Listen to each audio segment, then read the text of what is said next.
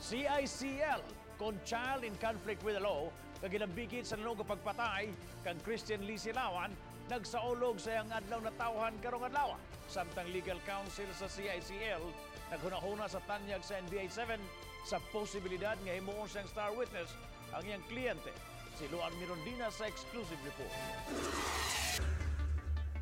Alas 9 ganihang buntag, naabtan sa Balitang Bisdak nga may gi-deliver nga dakong container sa ice cream sa home care facility sa Dakbayan sa Lapu-Lapu. Wala masayod ang mga tig-deliver para kang kinsa ang maong ice cream. Apan ang container gipapitlan og sticker sa usa ka local political party. Pipila ka gutlo, may nangabot na usab nga usa ka grupo nga may dalang mga sandwiches ug spaghetti.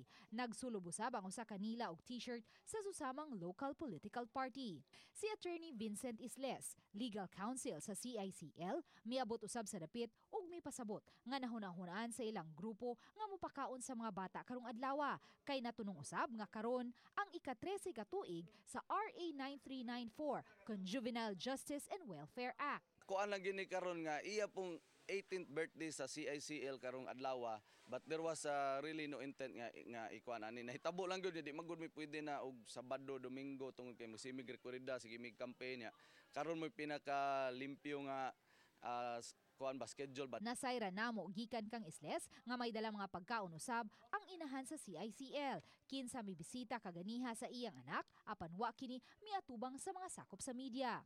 Samtang gibutyag ni Attorney Isles nga gitimbang-timbang niya karon ang tanyag sa NBI 7 sa posibilidad nga himoong star witness ang iyang kliyente. Sa ako ang istorya sa bata magud wa pa magud siya disclosure.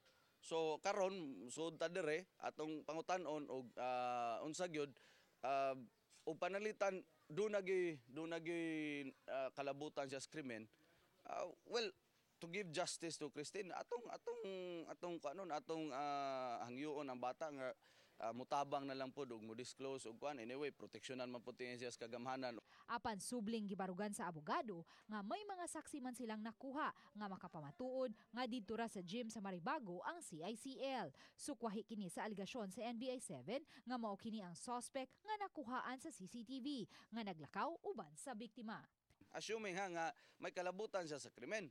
Pero maulagi na we have 3 witnesses nga solido gumingon sila nga dito man na siya sa gym which is dool silang balay at the time nga allegedly gipatay ang bata.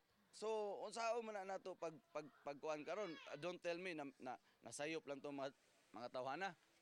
So but anyway ang bata ra gyud mo nakahibaw na. Uban ni Rinan Tiqueñones, Luan Mirondina, Balitang Bisdak.